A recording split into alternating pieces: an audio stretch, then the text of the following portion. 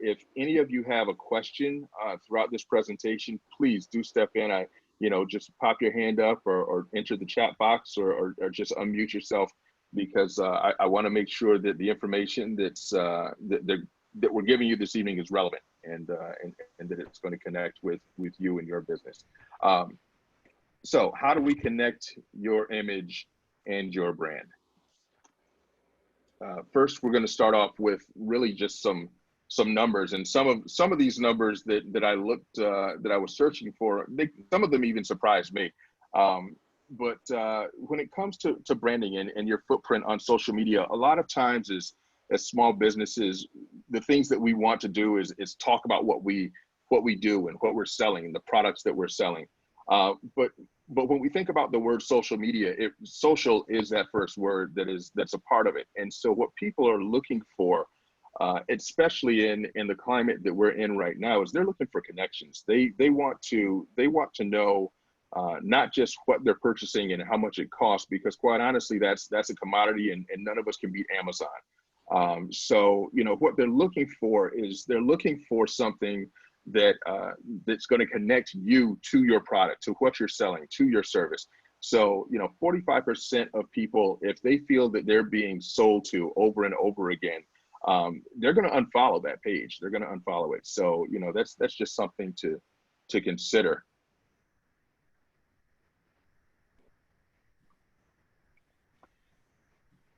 People share brand messages 24 times more on personal accounts than on business accounts.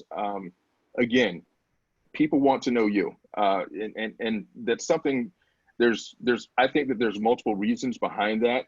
If you're familiar with Facebook and their algorithms, if you have a business page on Facebook or on Instagram, the honest, disappointing truth is, if you're not paying for exposure on those business pages, when you put a post up, it is very rarely being seen. It's very rarely showing up in people's timelines unless they are specifically following you, which is great, but you want new followers. You want to gain new viewers, new potential clients. So what's worked for me over the years, and I kind of, have been, Facebook, I would say, is probably my number one way of reaching clients. What's worked well for me is sharing most of my information and most of my posts on my personal page. I duplicate it on my business page, but I can honestly tell you that many posts that I might put up, an image, a wedding photo, I might get 100 to 150 to 200 likes or comments or interactions on that page, on my personal page, versus the exact same image and the exact same amount of time I'm getting, maybe 15 to 20 interactions tops on the same business page. So unless you're paying to get those messages out, a lot of times, mix and mingle your personal and your business page. And you know what? A lot of us like to have a different voice on our personal page. We'll make a third personal page or make a second personal page that you reserve for your friends, reserve for your close family. But you are your brand, and you will have clients that will want to friend you on your personal page, or sometimes they don't even have to friend you. They can just follow you, even though it's a personal Facebook page, depending on how you have your settings set up. Be aware that anything that you put, unless it's on a private page, it will be viewed. It'll be seen. So, but you will definitely receive a lot more engagement on that personal page. My favorite, visual content. Pictures are going to be shared 40 times more likely than words on social media. If you put up a quote, that's fantastic. But if you put up an image, people connect to that. We're living in a world right now where the attention span is very short. And if people see a long Facebook post, I'm sure many of you have skipped right by some very crucial information because it shows up as a long post.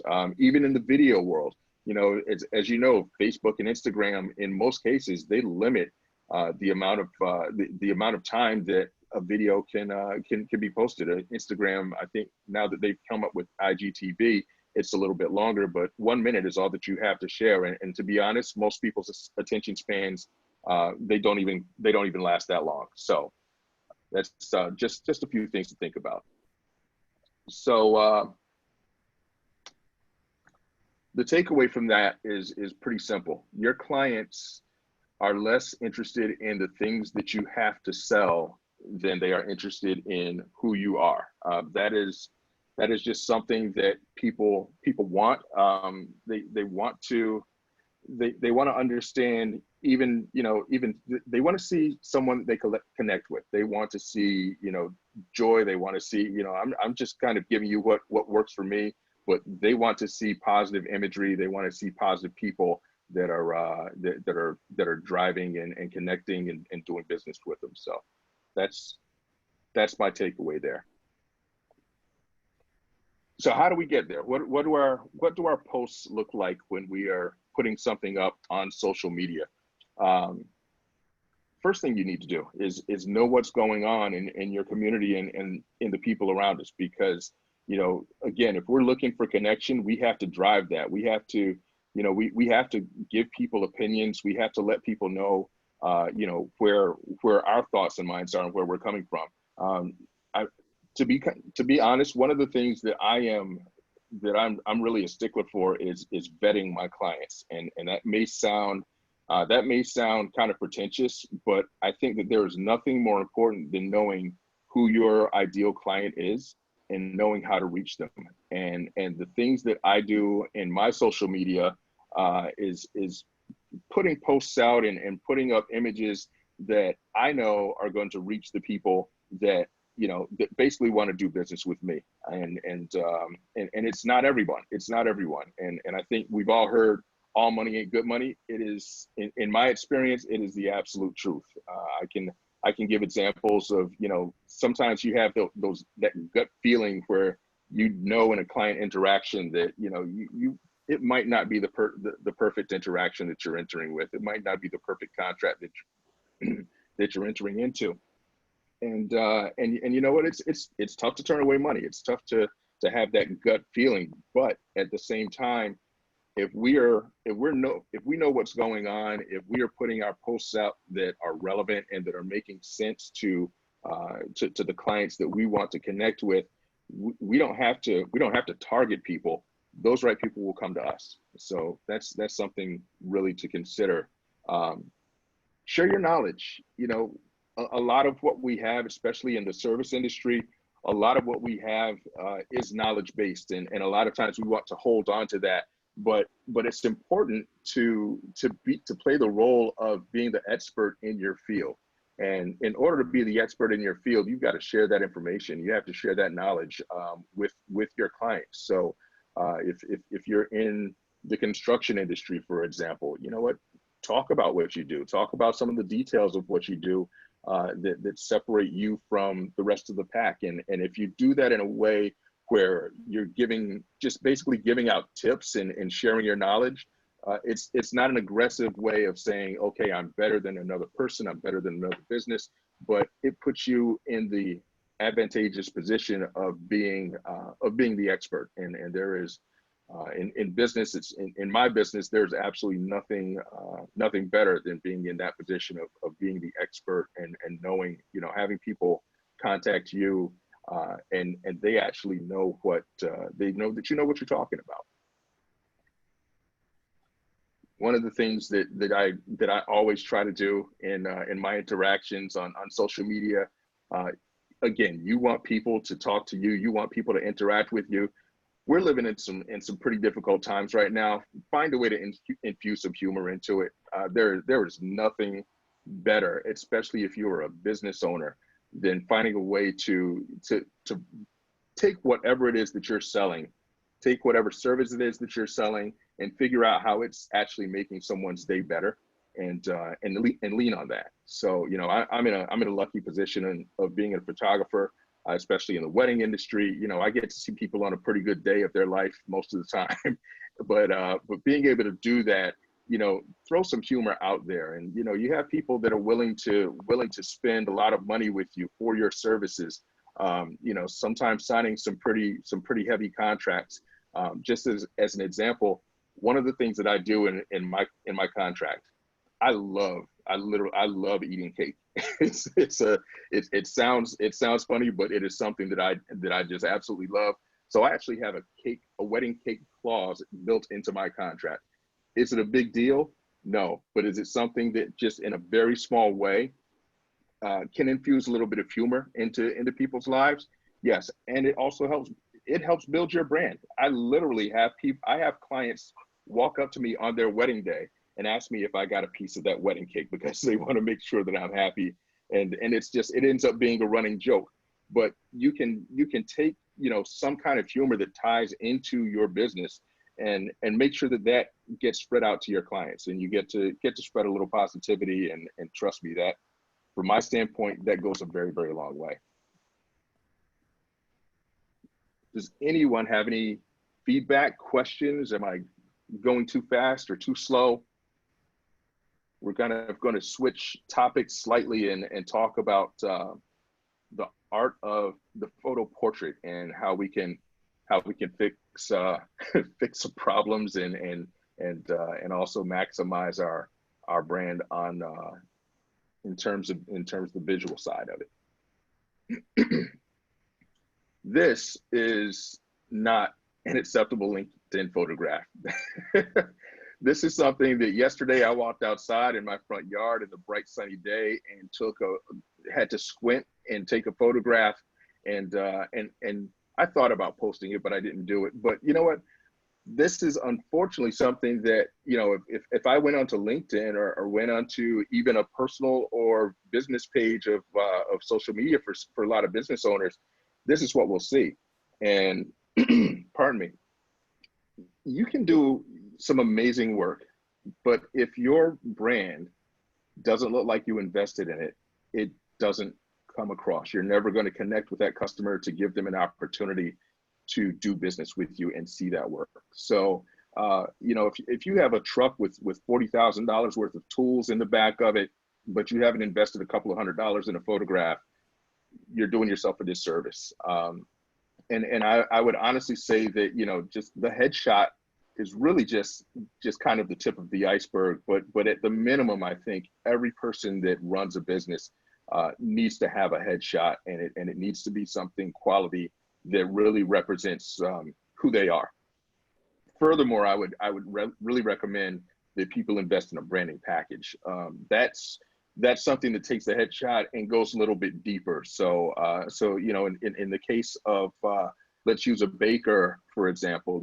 If someone is a baker, having a photographer go into the kitchen where they work and follow them around and get some day of the life photos, get some images that you might walk away with a good 20 or 30 images that now you have a library, a catalog of images that you can start to pull from on a regular basis, so that you have content for that Facebook post, for that Facebook page, for that Instagram page, because you want to be constantly and regularly updating those pages.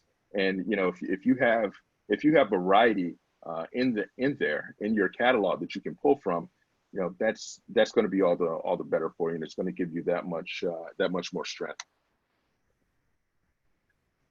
Use these images to communicate who you are. And some people are comfortable giving up some of their personal information or some of the personal side.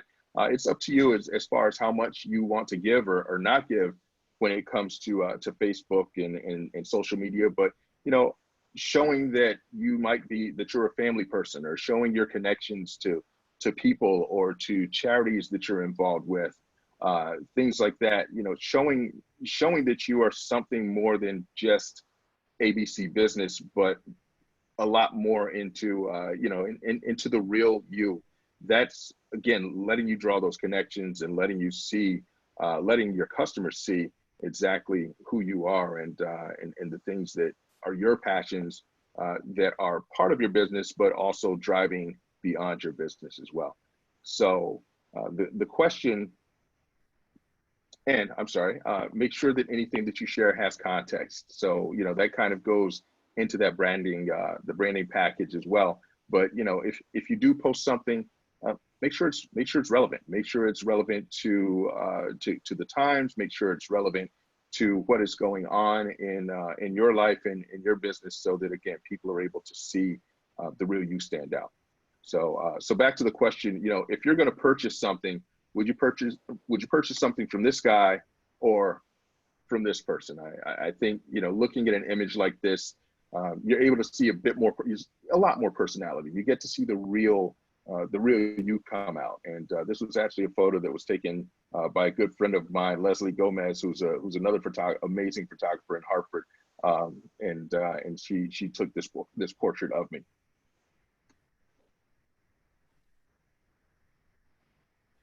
So my son and I have an 8-year-old son. He's the light of my world. We love this. We're reading these books and cartoons from this character called Pete the Cat, and it's kind of cool because he just gives a lot of life lessons in some funny stories and funny environments.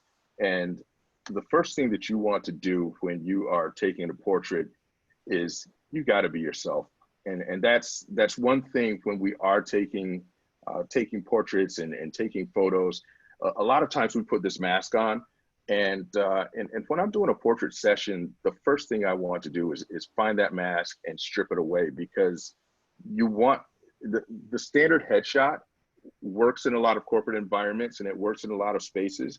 But if you're selling yourself, and if you're selling your business and your content, you really want to give people a glimpse into who you are.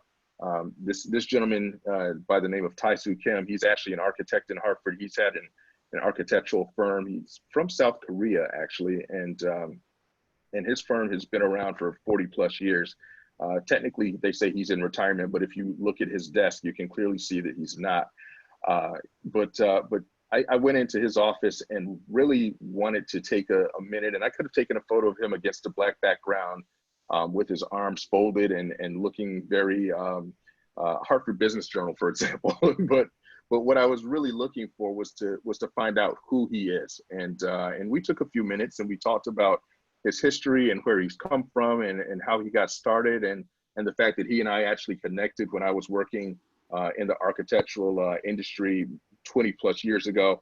And we were able to break the ice after about 3 or 4 minutes of talking without even taking a photograph.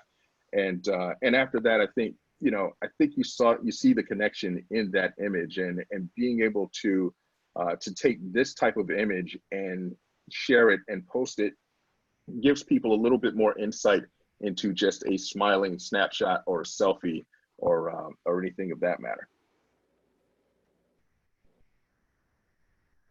Another example of your standard corporate headshot, which is certainly fitting for a financial institution, for an insurance company, things like that. But again, depending on what you are looking to give off, depending on the energy that you're looking to give, this young man is an aspiring CEO, and I think after having a discussion and figuring out what he needed, this is exactly what we delivered for him, is that shot of young but powerful, and we're looking to deliver on that.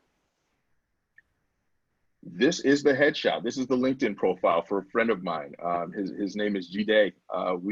This was a snapshot taken a couple of years ago at a photography conference, and he is one of the funniest but also most sincere and humble people that you'll ever meet. But he does not take himself seriously, and a lot of people in my industry, we don't. We love to have fun. We love to have a good time.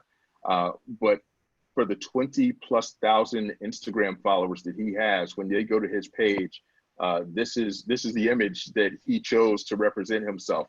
So it is important, again, to go back from one image to another image. It's important to know what you want to give off. It's important to know the energy that you're looking to give off and the clients that you're looking to reach. G-Day does not take himself seriously. He's a very serious person when it comes to his work, but he is a humble person that is willing to look crazy, do crazy things to get the images that he wants. So I think part of stripping away that mask is not being afraid. A lot of times when it's time for us to take a photo, I see one thing I see very, very often is I'll walk up to someone and they might be in a very natural state enjoying themselves, and I say, okay, would you mind if I took a photo of you? And all of a sudden this happens. I lost it. I lost the natural them that I was looking for the entire time. So sometimes I think it's really more important for us to really be ourselves instead of being the projection of ourselves that we think people want to see. Portrait, I'm sure many of you are familiar with Pastor A.J. Johnson, community activist, and his portrait, for example. He was looking for something a little bit more on the serious side, but still didn't want that formal standing up portrait. He wanted to be approachable. He wanted to be reachable, but he also wanted to be serious and intense. So we were able to capture that in this portrait of that gentleman. So any questions? Does anyone have anything that they'd like to add, bring in? All right. So we're going to talk about cameras for literally just for a couple of minutes. I really don't want to get too heavy into that side of it, into the technical discussion about cameras. But for some people that are really trying to elevate their visual brand, purchasing a camera might be one of the things that you'd like to do. It certainly is going to give you an opportunity to take better images than a lot of your cell phones. It is an investment, obviously, and that's something that people have to decide on whether it is the right fit for them or not. I'm just sharing an example of something that is probably at the, I'll call entry level, that people may can look at for probably about $600 with the addition of a lens for a few $100 more. That will give you that has the ability to give you professional quality images. So looking at something like the Fuji camera, it is extremely easy to use. It's something that you can grow with if you choose to do so. So that's something to consider. And then from that point, if anyone does purchase a camera, my gosh, please make sure that you read the instruction manual first, because you don't own a camera until you know how to use it. So if you take just a few minutes to purchase a camera and make that investment, and if you're just looking at taking photos of what it is that you sell, your day-to-day life that you can share on social media to tell part of your brand story, things of that nature, it's definitely something that it's a valuable addition to all the tools of your business. However, if we're not looking to spend $1,000, and one thing that I get from a lot of friends and business owners will reach out to me, and they'll ask me for my opinion on a camera, and they'll say, what kind of camera do you recommend? And my first question usually is around budget, and they'll tell me their budget is $300 to $400. I'll be completely honest with you. If you were going to do that, the cell phones today that are out there today can do some absolutely amazing things. And I am very proud to say that a lot of the images that I take that are on social media are cell phone images that, you can be just as creative with a cell phone as opposed to a $200 or $300 point and shoot camera.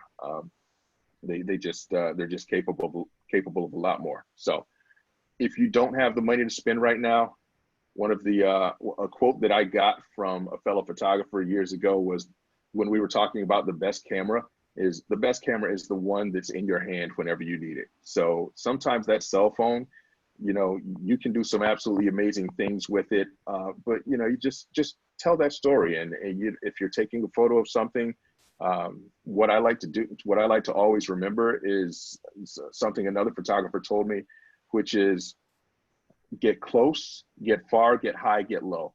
So just kind of think about seeing things in a different way, thinking about things in a different light when you're taking photos, whether it's with a amateur camera, professional camera, a cell phone.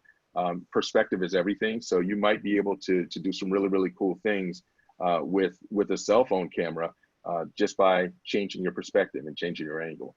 So I'm going to share with you just a few images from my personal Instagram page that are branding images in their own way that are all taken with my cell phone. And I am not a person that has the latest iPhone 11. So, you know, I'm usually one or two generations behind the trends. I don't tend to be the trendsetter when it comes to that. But one day I was traveling, and the way this ties into my brand is I love travel with my photography, and I like to shoot destination weddings and go places and things like that. And so showing a photo of me with a suitcase without me saying, hey, I'm here to travel and shoot your wedding, says, hey, I'm a working person that travels and, you know, can take care of business pretty much anywhere that I go. So for the couple posts before this one, I was showing some photos of me working in Tennessee. And then as I was traveling and packing up to leave, I saw a pretty cool match between my luggage and my shoes that I didn't even know that happened. And I put this up. So just a quick cell phone shot. I partnered with a collaborative artist group called Audacious Agency a couple of years ago, and we had an art gallery opening at Yale. And when we were walking through the halls of Yale University, I just kind of saw this window that looked amazing. And a friend of mine, Zulanette, actually took a photo of me taking a photo of this cool window. But again, cell phone photos. But what am I doing? I'm branding. I'm you know, promoting a show, an art show exhibition that I'm about to do at Yale Divinity School, without having to say, hey, come here, come to our art show, come look at me. It's just kind of, it's planting seeds. And I think that that's one of the things that we can really gain out of social media is being able to plant seeds of our business. Again, going into traveling, you know, I'm traveling for business, I'm traveling for work. This was just a lighthearted post that I put up, and the quote was, "Why does my plane feel like Club Southwest?" It was one of those new planes that just had some really cool lighting, and just by playing around with some of the settings on my cell phone camera that was in my pocket, I was able to take a pretty cool photo that, if you look at the numbers, I got some pretty decent engagement, 200 likes and a bunch of comments from, you know, just taking a picture of me sitting on a plane. So there's a lot more to being able to brand yourself than just talking about what you do. I was in Los Angeles. This was a photo shoot that I was doing in Los Angeles for an audio company, and this is a soundproof room that if you screamed as loud as you could, no one will hear you. It has all kinds of sound trapping devices, but you know, once we got locked into this room for a few minutes, and a friend of mine and I just decided we would take some photos there. And once I was able to get cell phone coverage, put a post out, and again, got really good engagement. This is a cell phone. This is not a $1,000 camera that took this image, but you know, playing around with your cell phone, you can start to do some really cool things, and again, grab engagement in social media. So if you do have a phone, or if you have a professional camera, one of the things that you really want to understand is, pardon me, I don't know if that pop-up is, if you guys see a pop-up or that is blocking half of the screen, I'll try to get rid of it.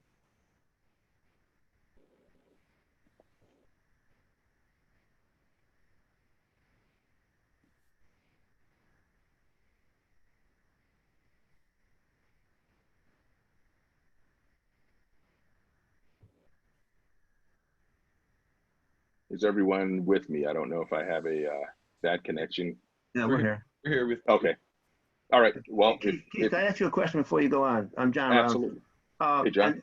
And branding, about how many photographs would you say, or should you use for branding, or should there be different poses for branding? In terms of number of photos for a branding photo shoot, I would say that you should be looking for at least 30 photos in a branding photo session. You want something that you're going to be able to come away with, at least start a catalog of images, and so it should have I think just as important as the number of photos is really having a variety of images. So, you know, if Okay.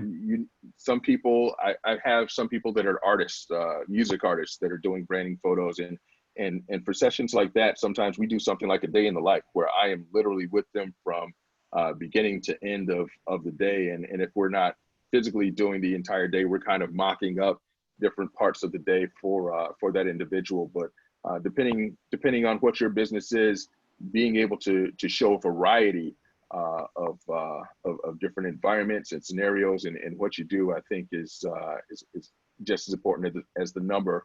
But I would certainly say that, you know, you would want to have a minimum of 30 images so that you All right. can mix and match them with your social media and Well, your one more current question. needs. Like Sure. small businesses, like a lot of them have storefronts.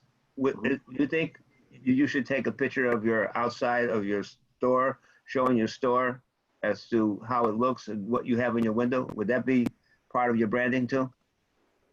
Yeah, yeah. I don't think that there's a problem with doing anything like that. I think that's a good thing. I think you know, nowadays what a lot of people are looking for also is still, you know, trying to infuse some kind of interaction with that. So, you know, if it's a picture of your storefront, uh, I would say always that there should be a picture of you in front of your storefront, but then we should make sure that there is some kind of activity that's going on. Okay. So, you know, if you're putting up mannequins, if it's a clothing store, if you're putting up mannequins or doing something, but it, you know, it doesn't have to just be a straight on picture of the storefront itself. I think that showing something that shows some personality and something going on, an activity in there is part of being able to tell the story. So Keith, we've got a couple questions that were put up in the chat group. And the first one, since we're on this subject of branding, the first question is there such a thing as overload when you're trying to brand your business? I think that's a really, really good question. I think the overload comes from being repetitive necessarily more than posting, because you know, there's the ratio. What a lot of people believe that, you know, when it comes to social media, Instagram, for example, to remain relevant, they say that you should be posting sometimes as much as 3 to 4 times a day. I don't. That's a lot, and that's a part-time job, and there are people that you can hire to actually create content and to post on your behalf on your social media account. But you know, as far as overloading when it comes to branding, I think if you are, for example, if you're hosting an event or having an event for your business and you post the exact same flyer up, you know, the same flyer up 5 times a day, that I believe turns into overload. If you are, you know, be careful also when it comes to tagging, and you know, a lot of times we tag 100 people, 100 random people to get that exposure. That actually can sometimes backfire on you, because when Facebook and the algorithms for Facebook and Instagram see that, they see that as promotion, and they will throttle back automatically some of those posts. So you think that you're actually sharing things with 100 people, but they aren't necessarily getting out to the audience that you're hoping they are, because Facebook it knows how to look for advertising, and it knows how to pull back on those. So definitely be careful when it comes to that. So Keith, we've got one more question posted to the group chat there. And the question is this. This person says, I sell jewelry, and I noticed that a lot of people are going live and engaging their audiences. Can you give some tips on going live on Facebook? I can. I hate doing it because I don't like being on camera very often.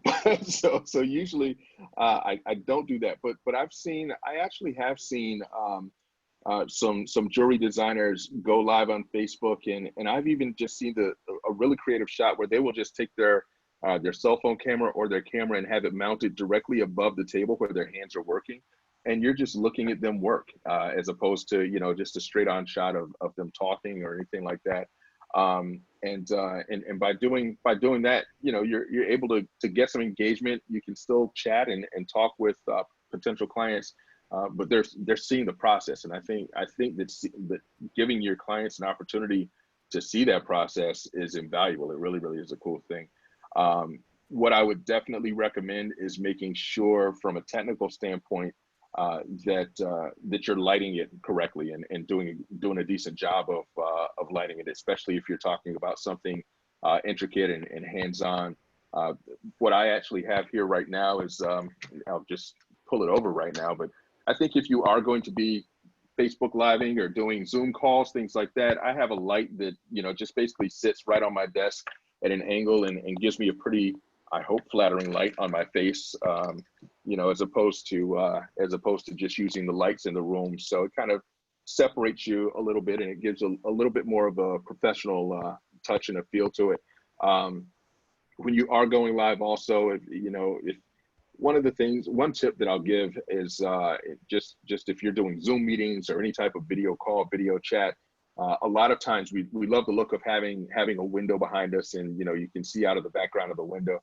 Our cameras are really not that smart, and so the cameras see all of that light, and it takes the entire image and dims it because it sees so much light in that background. So a lot of times we end up looking at ourselves in it's almost a silhouette of just complete darkness. So if you're pulling up and if you're setting up to do a live or to do a video chat or anything like that, if you don't have a light that you can put in front of you to light your face, at least if you're going to be somewhere close to a window, have the window in front of you so you actually have that natural light coming in and hitting your face. So that's just something, if it's in the daytime, of course, but that's just something to consider there.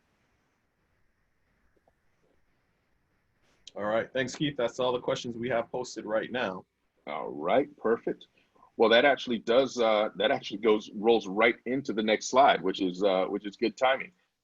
Which is, if we do have, again, professional camera, cell phone, no matter what, light is light. I like to say light is light, and I may be plagiarizing another photographer, so I won't say that. But yeah, light, whether it's coming from a professional camera or a cell phone, the light that's coming in is what we use. So if you're just taking a photo of someone, I took this picture with the same camera that I just posted the links to or posted the preview for if you were interested in purchasing. It's a small handheld Fuji camera.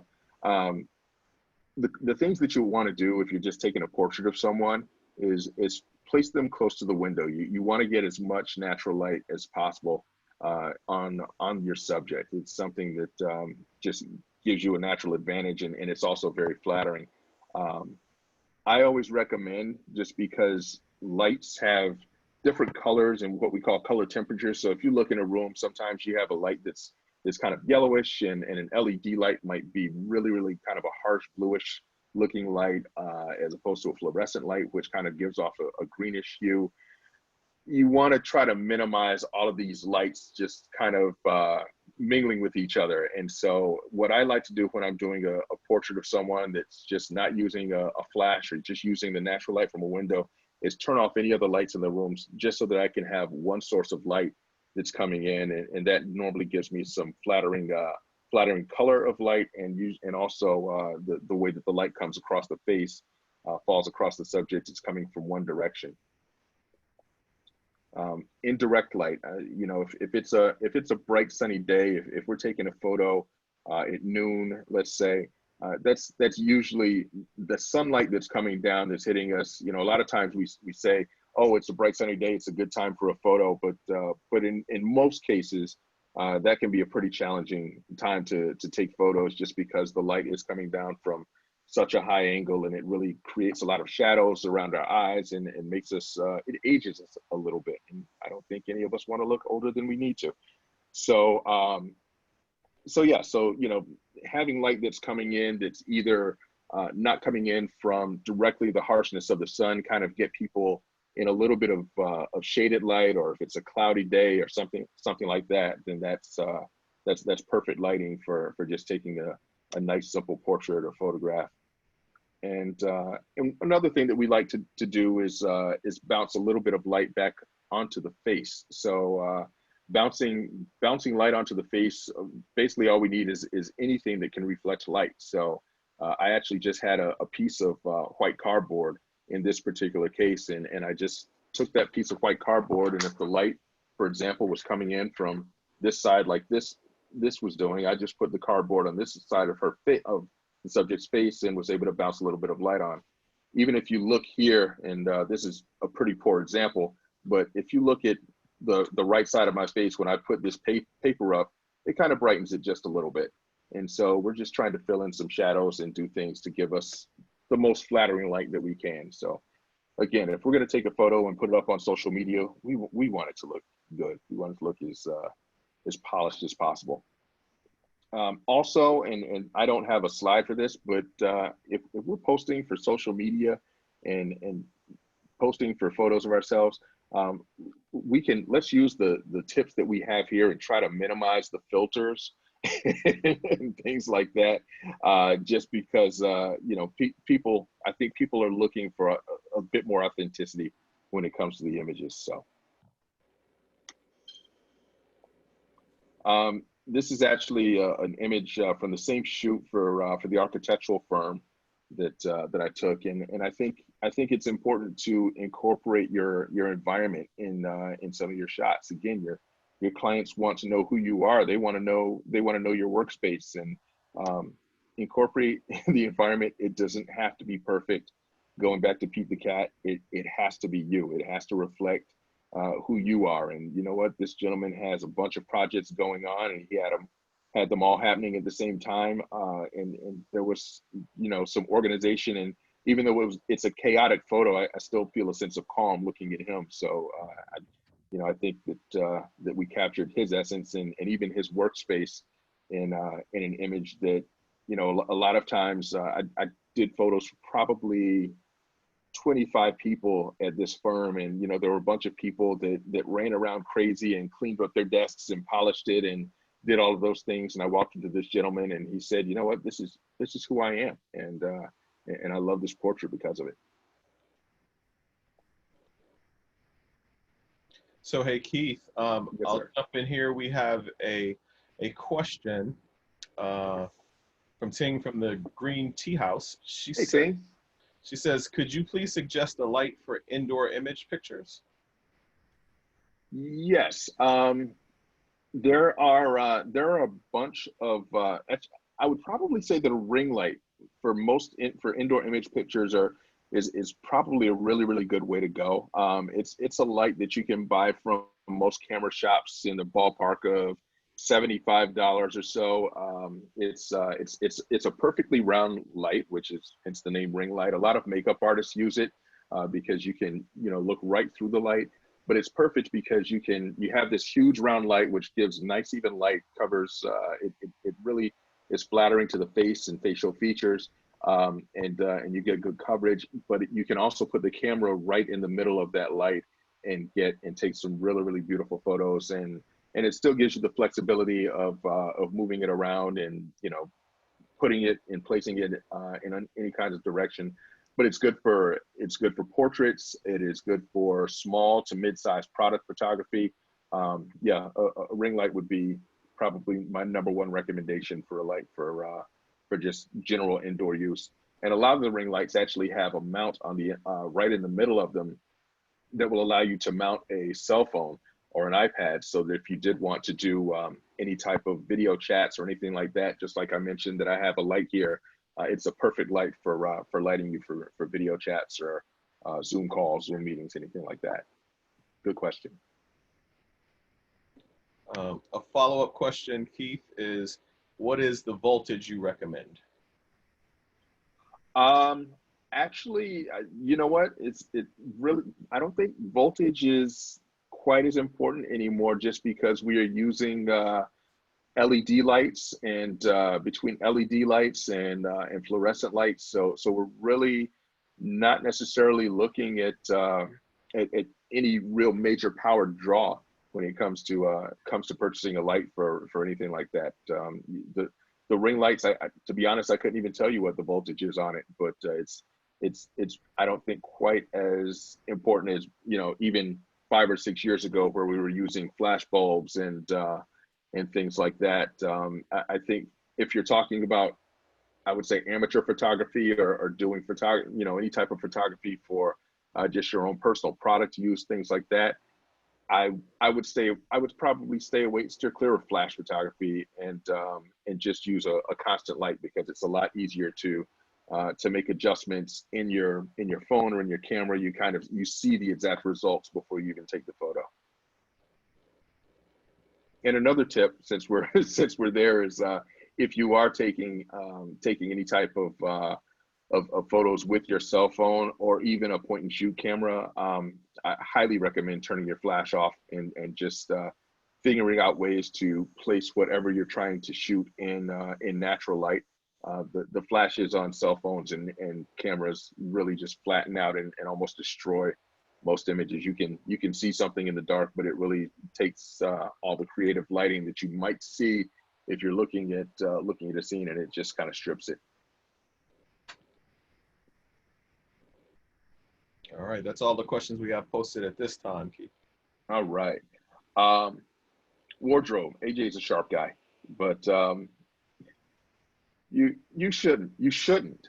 I'm not saying you won't, but you shouldn't have to go shopping for new wardrobe if you are doing a branding shoot or if you're doing a headshot. I say that because what you really need to do is be yourself. Again, you got to be you. I'm going to keep rolling back to that. But you have to be yourself when you're taking a photo, and you want to be in something that you're comfortable in, that feels like yourself, because the honest truth is taking a photo for a lot of people is a very uncomfortable thing. And so if we're going to walk into that environment, and we already know that it's not our favorite thing to do, why give ourselves a disadvantage of now we're walking in, it's not our favorite thing, and now we're wearing clothes that really don't feel like ourselves, and you know, it feels again like that projection of who we want people to think we are.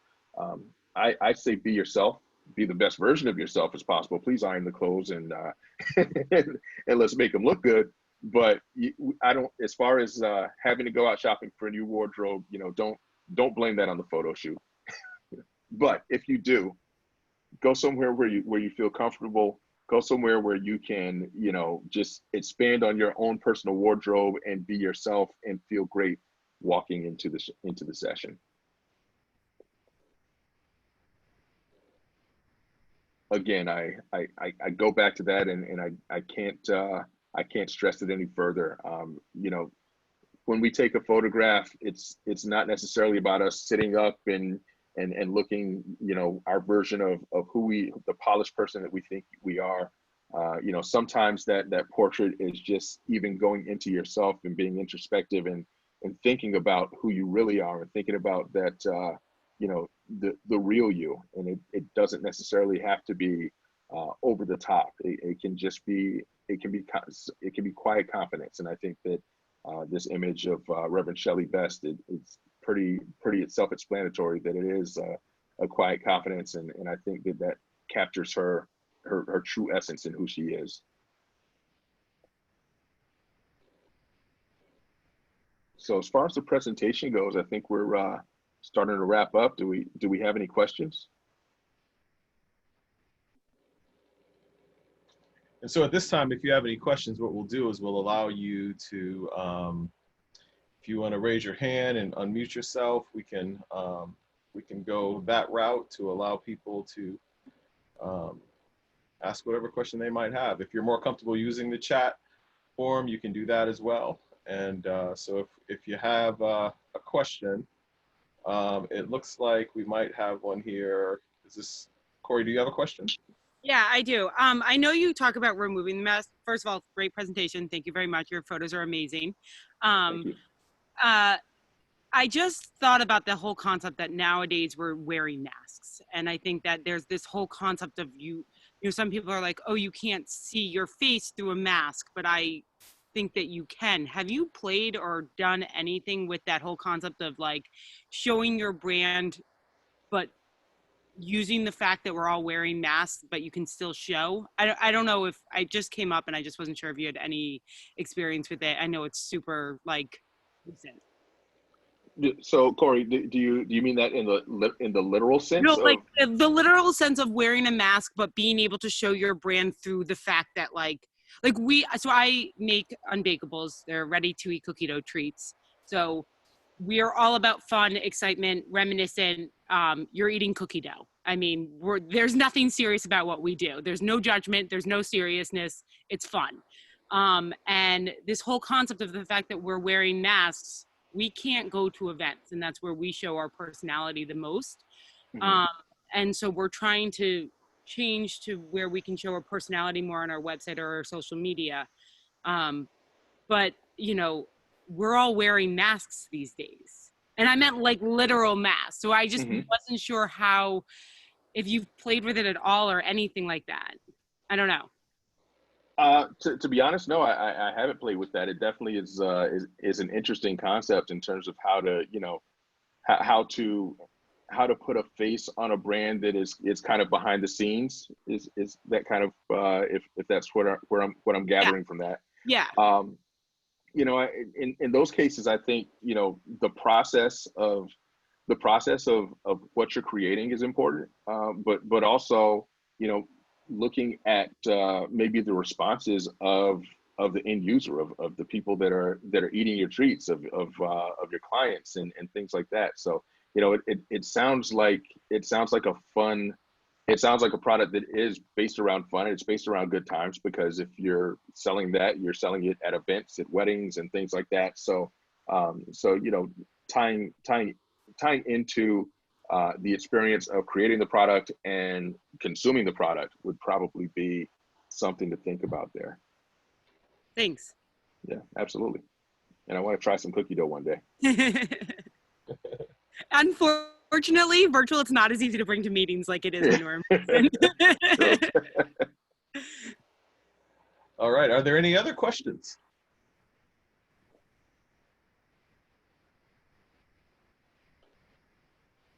Any other questions? As we say, going once, going twice, 3 times. Oh, looks like we have one here. Hold on a second.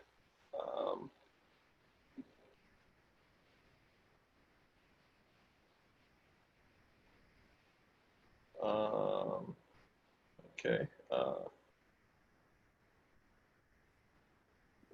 right. Okay, that's not a question. All right.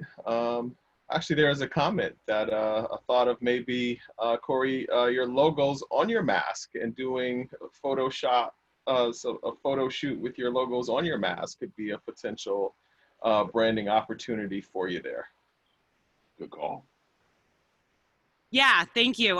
It's something that we've definitely thought of doing. It's kind of like our logo wear that we have. We have T-shirts and sweatshirts and stuff like that. There's that whole question of you can't get too close to me in order to read my mask, though.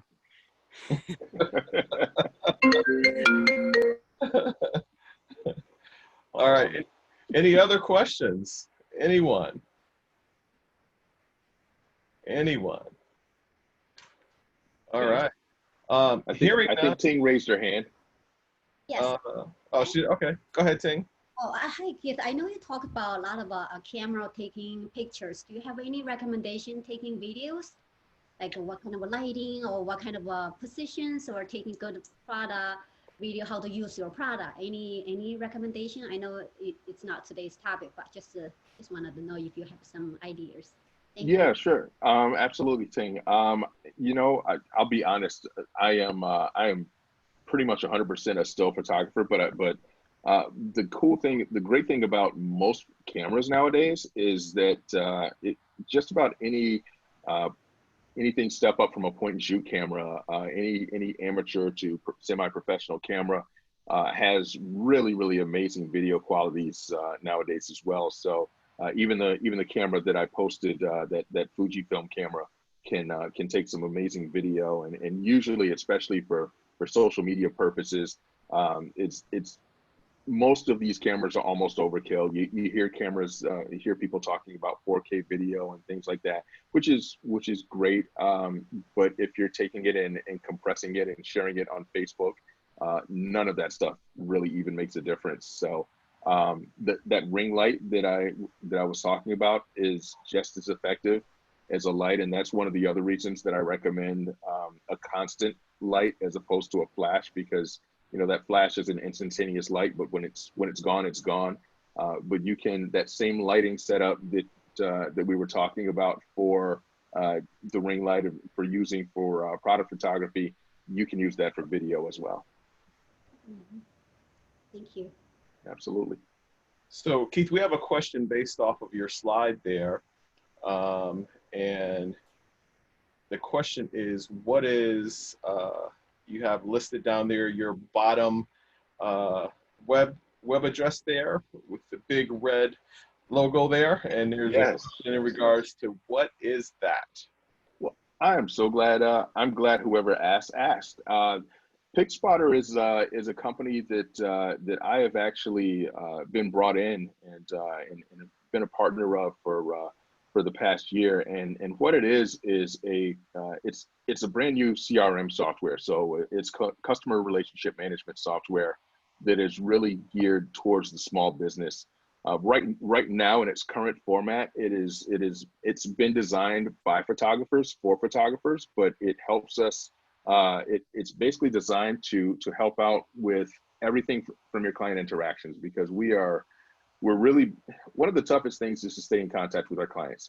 If we are full-time business owners or even part-time business owners, you know, when a client reaches out to us, we want to be able to get back to them in a timely manner, respond to them, put our contracts out, get invoices out, basically have an entire workflow set up so that we can, you know, interact with our clients almost automatically. And so that's what we've been designing with PicSpotter. So, you know, from the time that a client reaches out and wants to engage your business, we've set it up so that you can actually automate emails to respond and say thank you for reaching out to us. We'll be back. We'll make sure that we respond to you within a certain amount of time, or you can automatically send any response. So if you wanted to send out a price list automatically, for example, you can do that, and you can do it at certain intervals, and you can start and stop the intervals manually, or they can be automatic. But it really is it's a really great tool for right now photographers. But I promise we are working on different vertical markets so that we can start integrating this type of CRM technology, easy to use CRM technology, because CRM is out there and a lot of people are using it.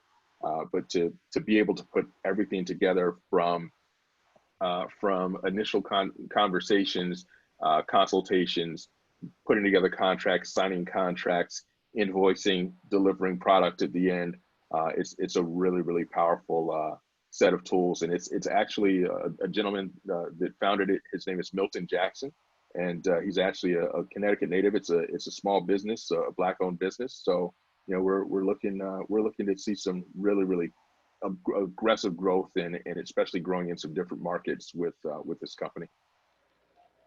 So thank you for asking. I'm glad I got a chance to speak about it. All right. Are there any other questions? We've got to have one more out there. All right. So listen, seeing that there are no additional questions, we're thankful, Keith, that you have taken some time out of your busy schedule to share with our business owners here today. And we hope that that everyone here can take something from tonight's training and apply it. I think the important thing to note here is that you need to make sure that you get his contact information that he has listed there. Keith, I've lost track of how many years you've been the best of Hartford in the Hartford magazine. And so, you know, award-winning photographer, just an incredible brand strategist, brand expert. So if you follow him on his Instagram handle there, if you follow him on Facebook or Twitter, I promise you every day you're going to see something that's going to make you want to call him and say, hey, I need a photo that looks just like that. So make sure you get in touch with him. He does wonders. And we hope that, you know, you're able to increase your brand and increase your travel of your business flow. So thank you for being here. I need to make a quick announcement. Next Thursday, we have our next webinar. and we'll send out information in regards to that. You'll be able to register at Headco's homepage, headcoinc.com. But we're going to have a webinar that deals with is your business structured to succeed? So we're going to get into business models and helping you understand if you're set up to be successful. And so for that webinar, we have an executive from Amazon that's going to come in, very high ranking executive from Amazon. It's really going to be a special night where he's going to come in and just talk about the Amazon model and helping you understand how your model should be structured so that you can reap the benefits and get the level of success that you want from your business. So you'll be able to register that beginning tomorrow on Headco's website on the homepage of Headco, HEDCO, and it's free. And we hope to see you next Thursday as well. So thank you for taking time out of your schedules to be with us. Thank you again, Keith. And on behalf of Headco, we wish everyone a good night. My pleasure. Thanks, everyone.